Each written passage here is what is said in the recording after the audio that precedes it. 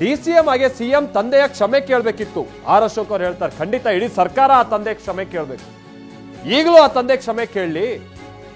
ಇದನ್ನ ರಾಜಕೀಯವಾಗಿ ನಾವು ಪಕ್ಕಕ್ಕೆ ಇಟ್ಬಿಡೋಣ.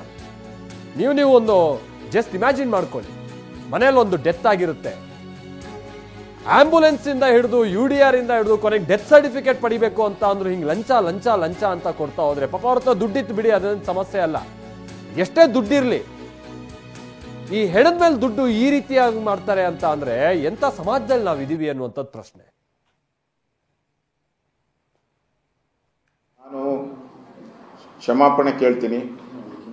ನಾವು ಬೆಂಗಳೂರವರೇ, ಕಾಂಗ್ರೆಸ್ ಸರ್ಕಾರ ಇಷ್ಟು ಕೆಳಮಟ್ಟಕ್ಕೆ ಇಳಿದಿದೆ ಅಂತ ಹೇಳಿದ್ರೆ ಇಡೀ ರಾಜ್ಯಕ್ಕೆ ಒಂದು ರೀತಿ ಈ ಕಾಂಗ್ರೆಸ್ ಸರ್ಕಾರ ಅವಮಾನ ಮಾಡ್ತಾ ಇದೆ. ಇಡೀ ತಲೆ ಬಗ್ಸೋ ರೀತಿ, ನಾವೆಲ್ಲರೂ ಕೂಡ ತಲೆ ಬಗ್ಸೋ ರೀತಿ ಘಟನೆಗಳು ನಡೀತಾ ಇದೆ. ಈ ಡೆತ್ ಸರ್ಟಿಫಿಕೇಟ್ ಇರ್ಬೋದು, ಬರ್ತ್ ಸರ್ಟಿಫಿಕೇಟ್ ಇರ್ಬೋದು, ಇದು ಬೆಲೆ ಏರಿಕೆ ಮಾಡಿದ್ರು, ಜಾಸ್ತಿ ಮಾಡಿದ್ರು. ಈಗ ಅದರ ಮೇಲೆ ಲಂಚ, ಸರ್ಟಿಫಿಕೇಟ್ಗೆ ಏರಿಕೆ, ಅದರ ಮೇಲೆ ಲಂಚ. ಇದು ಕಾಂಗ್ರೆಸ್. ಪಾಪ ಅವ್ರೇನ್ ಮಾಡ್ತಾರೆ, ಅಧಿಕಾರಿಗಳದ್ದು ತಪ್ಪು, ನನಗೇನು ಇದರಲ್ಲಿ ಅಧಿಕಾರಿ ತಪ್ಪು ಅಂತ ಹೇಳಲ್ಲ. ಅವ್ರಿಗೆ ಮಂತ್ಲಿ ಫಿಕ್ಸ್ ಆಗಿರ್ತದಲ್ಲ, 60% ಕಮಿಷನ್ ಕೊಡ್ಬೇಕಲ್ಲ, ಅದು ಅವ್ರ 60%, ಅವ್ರದ್ದೊಂದು 20%, 80% ಕಮಿಷನ್ ಇಟ್ಕೊಂಡು ಕೇಳಿದ್ದಾರೆ ಅಷ್ಟೇ. ಅವರು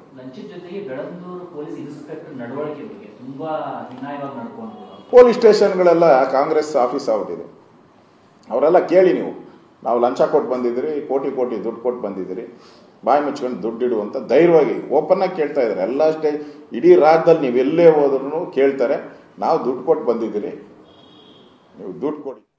ಖಂಡಿತ ಆರ್ ಅಶೋಕ್ ಅವ್ರು ಮಾಡ್ತಾ ಇರೋ ಆರೋಪದಂತೆ ಈಗ ಅರವಿಂದ್ ಬೆಲ್ಲದವರು ಕೂಡ ವಿಧಾನಸಭೆ ವಿಪಕ್ಷ ಉಪನಾಯಕ, ಅವರು ಕೂಡ ಆಕ್ರೋಶ ವ್ಯಕ್ತಪಡಿಸಿದ್ದಾರೆ.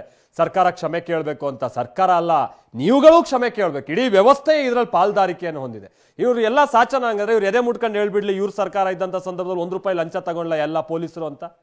ಇದಕ್ಕೆಲ್ಲ ದಶಕಗಳ ಇತಿಹಾಸ ಇದೆ ಸ್ವಾಮಿ. ನಿಮ್ಮ ಪೊಲೀಸರು ಅವಾಗ್ಲೂ, ಆಂಬ್ಯುಲೆನ್ಸರು ಅವಾಗ್ಲೂ ಲಂಚ ಮುಟ್ತವ್ರೆ.